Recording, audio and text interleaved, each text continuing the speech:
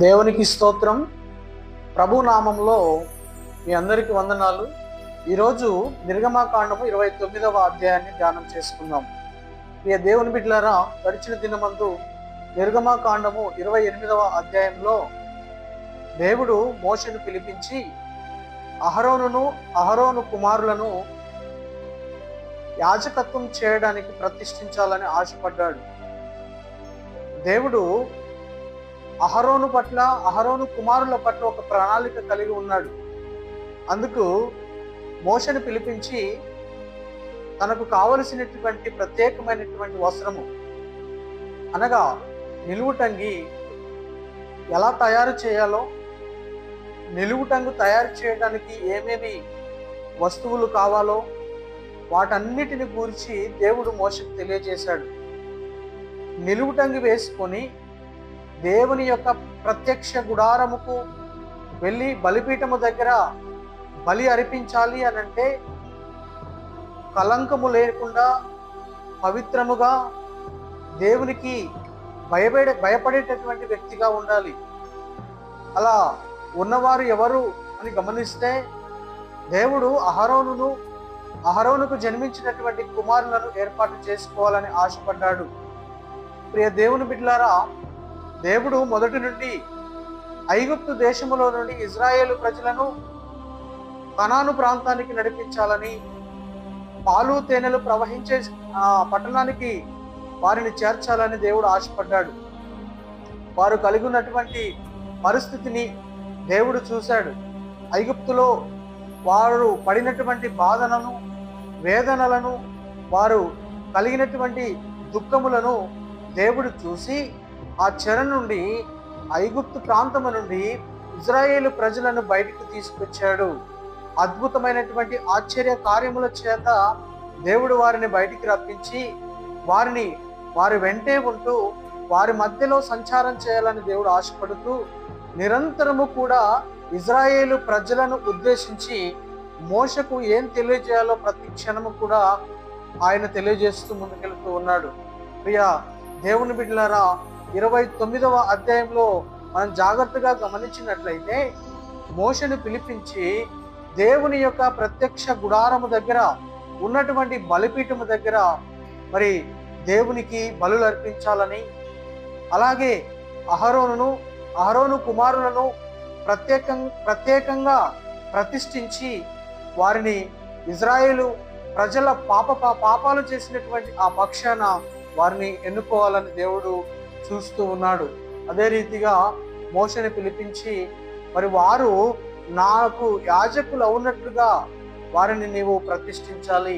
ఎలా ప్రతిష్ఠించాలంటే దేవుడు క్షుణ్ణంగా మాట్లాడుతూ చెప్తూ ఉన్నాడు. వారిని ఏ విధంగా ప్రతిష్ఠించాలో, దేవుని యొక్క బలిపీఠం దగ్గర ఏమేమి చేయాలో, దేవునికి ఏమేమి అర్పించాలో ఆయన ప్రత్యక్షంగా మోషకు తెలియజేస్తూ ఉన్నాడు. దేవుడు మోషతో మాట్లాడుతూ చెప్తూ ఉన్నాడు. ఆ వివరాలన్నీ కూడా 29వ అధ్యాయంలో దాగి ఉన్నాయి.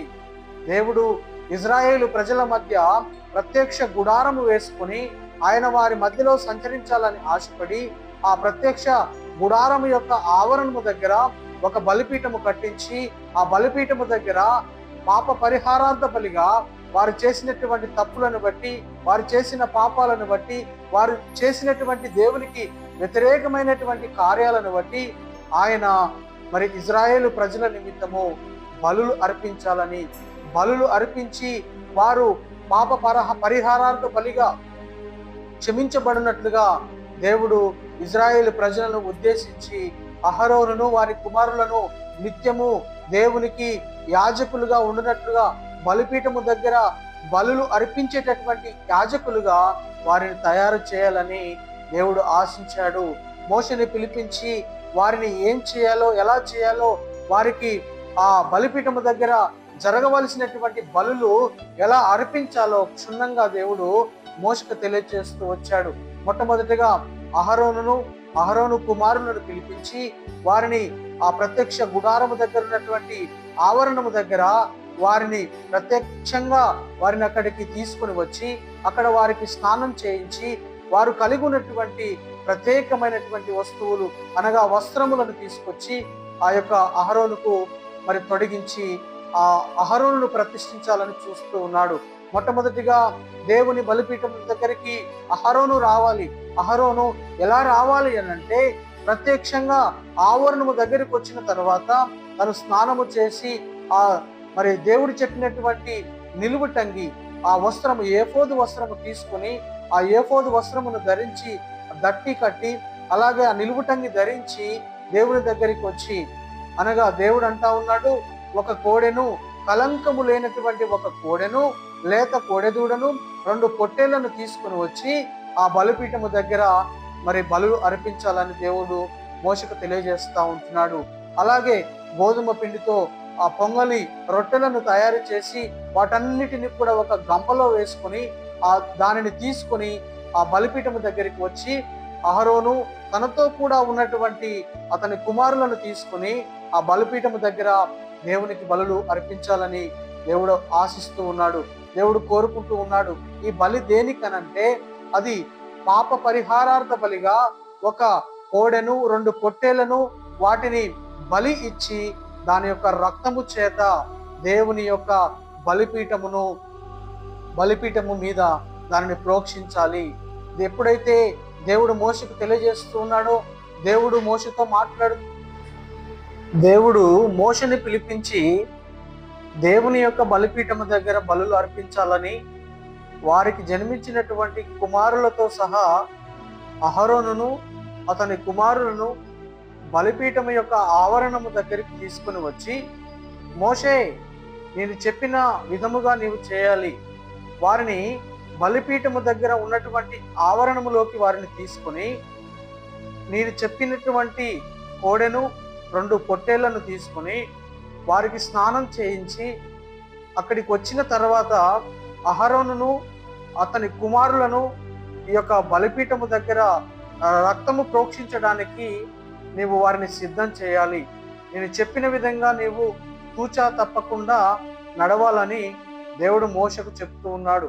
మోషే అదే విధముగా దేవుడు ఏదైతే చెప్తున్నాడో దానిని జాగ్రత్తగా వింటూ అతని కుమారులను తీసుకుని వచ్చి ఆవరణము దగ్గర ఉన్నటువంటి ఆ ప్రదేశములో వారికి స్నానము చేయించి తన వెంట తీసుకొచ్చినటువంటి ఆ కోడెను బలిపీఠము దగ్గర ఉన్నటువంటి ఆవరణములో దానిని నిల్చోబెట్టి అహరోను కుమారులను ఆ కోడెపై చేయి ఉంచి అహరోనుకు ధరింప చేయవలసినటువంటి ఆ ఏఫోదు వస్త్రమును, పాగాను, దట్టిని అహరోనుకు కట్టి తల మీద పాగా పెట్టి దేవుని బలిపీఠము దగ్గరికి వారిని సిద్ధం చేస్తూ ఉంటున్నాడు. మోషే దేవుడు చెప్పిన విధముగా క్షుణ్ణముగా జాగ్రత్తగా దేవుడు ఏది చేయమన్నాడో దానిని చేయడానికి మోషే సిద్ధముగా ఉన్నాడు. ప్రియ దేవుని బిడ్డలారా, ఈ బలి దేని నిమిత్తం అనగా పాప పరిహారార్థ బలి. వారు చేసినటువంటి తప్పిదములు, వారు చేసినటువంటి ఆ పాపముల నిమిత్తము దేవుడు పశుబలిని కోరుతా ఉన్నాడు. ఎందుకంటే వారు దేవుని మాటలు లెక్క చేయకుండా, దేవుని మాటలు వినకుండా వారు ఇష్టానుసారమైనటువంటి జీవితాన్ని జీవిస్తూ వారు బయలుదేరుతూ ఉన్నారు. ఐగుప్తు ప్రాంతంలో నుండి బయలుదేరినటువంటి ఇజ్రాయేలు ప్రజలు వారు దేవునికి దుఃఖాన్ని పుట్టిస్తూ ఉన్నారు. వారు దేవునికి కోపాన్ని రేపుతూ ఉన్నారు.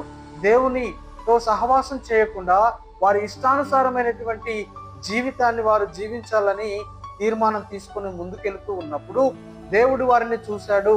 దేవుడు వారిని గమనించి మోషేతో ఈ విషయాలన్నీ కూడా చెప్తూ ఉన్నాడు. మోషే, నేను వారిని ప్రేమిస్తూ ఉన్నాను.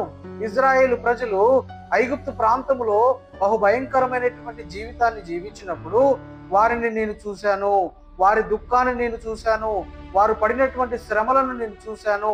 ఆ శ్రమలను బట్టి ఐగుప్తు ప్రాంతంలో నుండి నేను చెప్పినటువంటి పాలు తేనెలు ప్రవహించేటటువంటి ఆ కనాను ప్రాంతానికి వారు తప్పకుండా వెళ్ళి అక్కడ వారు జీవనాన్ని కొనసాగించాలి, అక్కడ వారు జీవనాన్ని ఏర్పాటు చేసుకోవాలని మోషతో మాట్లాడాడు. ప్రియ దేవుని బిడ్డలారా, ఆ విధంగా ఇజ్రాయేలు ప్రజల నిమిత్తము అహరోను కుమారులను దేవుడు యాజకులుగా ఏర్పాటు చేసుకుంటూ ఉన్నాడు. యాజకత్వము చేయడానికి దేవుని ఆవరణములో ఉన్నటువంటి బలిపీఠము దగ్గర వారు నిరంతరము దేవునికి బలులు అర్పించటానికి వారు నియమించబడ్డారు. ఆ విధంగా మోషతో దేవుడు మాట్లాడుతూ ఉన్నాడు. మోషే, నేను చెప్పినటువంటి మాటలు నీవు జాగ్రత్తగా వినాలి. నేను చెప్పబోయేటటువంటి విషయాలన్నిటిని కూడా నీవు జాగ్రత్తగా విని ఆ ప్రకారంగా చేయాలి మోషే అని దేవుడు మోషకు తెలియజేశాడు. ప్రియ దేవుని బిడ్డలారా, దేవుడు చెప్పినటువంటి ప్రతి మాట ప్రకారము మోషే చేస్తూ ఉన్నాడు.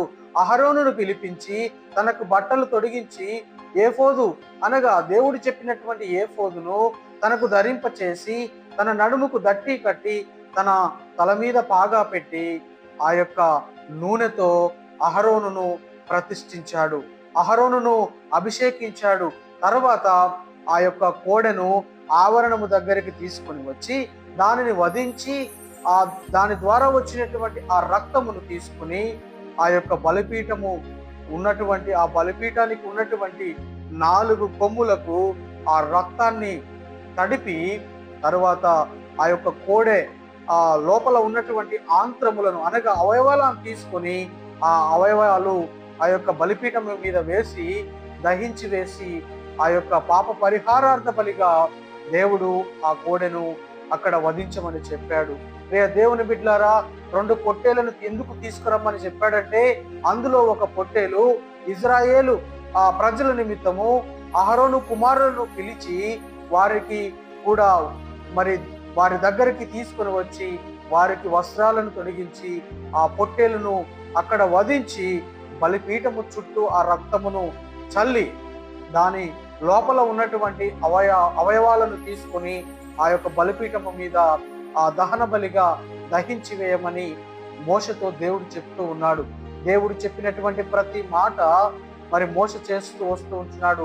అహరోను కుమారుల ఆ నిమిత్తము కూడా వారు కూడా తర్వాతి తరము తర్వాత యాజకులుగా ఉండినట్లు ఆ యొక్క 2 పొట్టేళ్లను తీసుకొని అక్కడికి తీసుకెళ్లి అక్కడ బలిపీఠము మీద వాటిని దహించి వేసి దానితో కూడా ఉన్నటువంటి ఆ యొక్క మాంసమును వారు వండుకొని తినాలని దేవుడు చెప్పాడు. ప్రియ దేవుని సంగమా, ఇప్పుడు మనము మాట్లాడుకున్నటువంటి ప్రతి మాట ఇజ్రాయేలు ప్రజలను ఉద్దేశించి మాట్లాడినటువంటి మాటలు. పాప పరిహారార్థ బలిగా బలులు అర్పించాలి. ఆ బలులను కలంకము లేనట్టుగా, కల్మషము లేనట్టుగా, పవిత్రముగా, యథార్థముగా దేవుని సన్నిధికి వచ్చి యాజకత్వం చేయాలని దేవుడు మాట్లాడాడు. దేవుని బిడ్డలారా, అలాగే వాటి యొక్క మాంసము సాయంకాలము మొదలుకొని మరి తెల్లవారే వరకు ఆ యొక్క మాంసము ఉండకూడదు. మిగిలిన మాంసమును వెంటనే బలిపీఠము మీద దహించి వేయాలి, కాల్చి వేయాలి. ఆ అన్యుడు ఏమాత్రం కూడా ఆ మాంసము తినడానికి వీలు లేదు. పవిత్రముగా ఉన్నటువంటి వారు, పరిశుద్ధముగా ఉన్నటువంటి వారు, దేవునికి మరి ఇష్టముగా ఉన్నటువంటి వారు, దేవుడు చూస్తున్నప్పుడు ఆ వారి హృదయములలో కలంకము కల్మషము లేనటువంటి వారు ఆ మాంసమును తిని దేవునికి మరి పాప పరిహారార్థ బలిగా ఆ యొక్క బలులను చెల్లించాలని దేవుడు మాట్లాడుతూ ఉంటున్నాడు. అంత మాత్రమే కాదు, దేవుడు కోరుకునేది ఒకటే, 7 దినములు ఆ బలిపీఠము బలితో మరి కొనసాగాలి. ఉదయము 1 పొట్టేలు, సాయంత్రము 1 పొట్టేలు, ఈ విధంగా 7 దినముల పాటు నిత్యము ఆ యొక్క బలిపీఠము మండుతూనే ఉండాలి. ఆ యొక్క బలి ఇచ్చినటువంటి ఆ పొట్టేలు ఆ యొక్క బలిపీఠము మీద దహించి వేస్తూనే ఉండాలి. దేవుడు ఇజ్రాయేలు ప్రజలను బయటికి తీసుకొచ్చాడు. ఐగుప్తు ప్రదేశములో నుండి వారిని బయటికి రప్పించినటువంటి దేవుడు యెహోవా దేవుడని వారు నమ్మేటట్లుగా మీరు ఆ యొక్క అహరోను కుమారులను మరి నీవు సిద్ధం చేయాలని దేవుడు మోషతో మాట్లాడినటువంటి మాటలు. ప్రియ దేవుని బిడ్డలారా, ఎవరైనా దేవునికి వ్యతిరేకమైనటువంటి కార్యాలు చేస్తూ ఉన్నట్లయితే ఆనాడు మోష ద్వారా దేవుడు యొక్క బలిపీఠమును ఏర్పాటు చేశాడు. ఇజ్రాయేలు ప్రజల మధ్యలోనే ఆవరణమును అనగా ప్రత్యక్షపు గుడారమును ఏర్పాటు చేసి ఆ గుడారము దగ్గర బలిపీఠమును ఏర్పాటు చేసి వారి నిమిత్తము దహన బలులు అర్పించేటట్లుగా దేవుడు ఆనాడు ఈ విషయాలన్నీ కూడా మోషతో తెలియజేస్తూ ముందుకెళ్ళాడు. కనుక దేవుని సన్నిధికి రావడానికి మీరు కలంకము లేని వారిగా, కల్మషము లేని వారిగా, పవిత్రముగా ఉండటానికి మీరు ఈ బలును అర్పించడానికి రావాలి. వారి యొక్క హృదయాలలో ఉన్నటువంటి ప్రతి దేవునికి వ్యతిరేకమైనటువంటి విషయాలన్నీ కూడా తీసివేసి పరిశుద్ధముగా పవిత్రముగా దేవుని సన్నిధికి వచ్చి దేవుణ్ణి ఆరాధించాలని దేవుడు కోరుకున్నాడు. అహరోనును ఏర్పాటు చేసుకున్నటువంటి విధానము, తన యొక్క కుమారులను ఏర్పాటు చేసుకున్నటువంటి విధానము దేవుడు మోషే ద్వారా ఈ విషయాలన్నీ కూడా బయలుపరుస్తూ ముందుకెళ్తా ఉంటున్నాడు. ఈ విషయాలన్నీ కూడా జాగ్రత్తగా మోషకు తెలియజేస్తూ ఉంటున్నాడు. పొంగలి రొట్టెలను చేసి ఆ విధంగా ఆ యొక్క గంపలో ఉన్నటువంటి ప్రతి ఆ వస్తువును ఆ బలిపీఠము దగ్గరికి తీసుకుని వచ్చి దేవుని సన్నిధిలో బలిపీఠము దగ్గర బలులు అర్పించి దేవునికి పాప పరిహారార్థ బలిగా ఆ దహనము చేసి మరి ఆ ప్రాయశ్చిత్తము చేసుకోవాలని దేవుడు కోరుకుంటూ ఉన్నాడు. కనుక మనం చదవబడినటువంటి ఈ లేఖన భాగంలో దేవుడు కోరుకునేటటువంటి విషయాలు ఏమనగా, నీవు పవిత్రంగా జీవించాలి, దేవునికి భయభక్తులు కలిగి దేవుని సన్నిధిలో ఉండాలి, నిరంతరము దేవుణ్ణి స్తుతించాలి, నిజమైనటువంటి దేవుడు ఎవరో తెలుసుకోవాలి అని దేవుడు ఆశిస్తూ ఉన్నాడు. నిజంగా ఇజ్రాయేలు ప్రజలు దేవుణ్ణి మర్చిపోయారు. దేవుడు చేసినటువంటి అద్భుత కార్యములను వారు విడిచిపెట్టారు.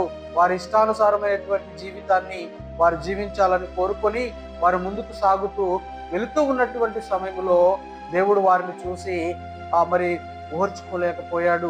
దేవుడు వారు చేస్తున్నటువంటి కార్యాలను బట్టి దేవుడు భరించలేకపోయాడు. కనుకనే వారి మధ్యనే ప్రత్యక్షపు గుడారాన్ని ఏర్పాటు చేసుకొని దేవుడు వారి మధ్యలో నివసించాలని ఆశపడ్డాడు. ప్రియ దేవుని బిడ్డలారా, కనుక ఈ రోజు మనము గమనించాల్సినటువంటి విషయం ఏమనగా, దేవుడు మన మధ్యలో ఉంటూ ఉన్నాడు, మన మధ్యలోనే సంచరిస్తూ ఉన్నాడు. కానీ మనము దేవుడిని గురించినటువంటి విషయాలు, దేవుడు మన మధ్యలో ఉన్నాడు అనేటటువంటి విషయాలు మరిచిపోతూ లోక సంబంధమైనటువంటి విషయాల మీద ఆసక్తి పెంచుకొని దేవుని వాక్యమును, దేవుని లేఖనాలను పక్కన పెట్టి మనం జీవిస్తూ ఉంటున్నాం. దేవుడు తెలియజేస్తున్నాడు కదా, పవిత్రంగా జీవించాలి, పరిశుద్ధంగా జీవించాలి. నేను మీ కొరకు కలువరి శిలువలో నా ఖరీదైనటువంటి ప్రాణాన్ని త్యాగం చేశానని ఆయన ఆనాడు 2000 సంవత్సరాల క్రితమే కలువరి శిలువలో తన ప్రాణాన్ని పెట్టాడు. తిరిగి మరలా మన కొరకు పునరుద్ధానుడై లేచినటువంటి దేవుడు. కనుక మనము దేవుని నిమిత్తము పరిశుద్ధంగా పవిత్రంగా జీవిస్తూ ముందుకు కొనసాగాలని ఈ లేఖన భాగము తెలియచేస్తా ఉంది. మోషే ద్వారా మాట్లాడినటువంటి మాటలు మన వినికిడిలో దేవుడు అవి భద్రముగా ఉన్నట్లుగా మనము జ్ఞాపకం చేసుకోవాలని ప్రభు పేట మనవి చేస్తా ఉంటున్నాను. అహరోను కుమారులను నిత్యము యాజకత్వములో కొనసాగడానికి, వారి తర్వాత తరము కూడా నిత్యము యాజకత్వంలో కొనసాగడానికి, బలిపీఠము దగ్గర నిరంతరము ధూపము వేయడానికి, బలులు అర్పించడానికి వారిని మరి దేవుడు ఏర్పాటు చేసుకొని ముందుకు కొనసాగిస్తూ వెళతా ఉంటున్నాడు. కనుక మనము గ్రహించవలసినటువంటి విషయం ఏమనగా, దేవుడు ఆయన నిరంతరము మనల్ని గమనిస్తున్నటువంటి దేవుడు, మనల్ని పరిశీలిస్తున్నటువంటి దేవుడు, కనిపెడుచున్నటువంటి దేవుడు. కనుక మనము దేవునికి భయపడుతూ పరిశుద్ధంగా పవిత్రముగా జీవించి ముందుకు కొనసాగాలని ప్రభు పేరిట మనవి చేస్తూ ఈ నా కొద్ది మాటలు ముగిస్తా ఉన్నాను. దేవుని నామానికి మహిమ కలుగును గాక. ఆమేన్.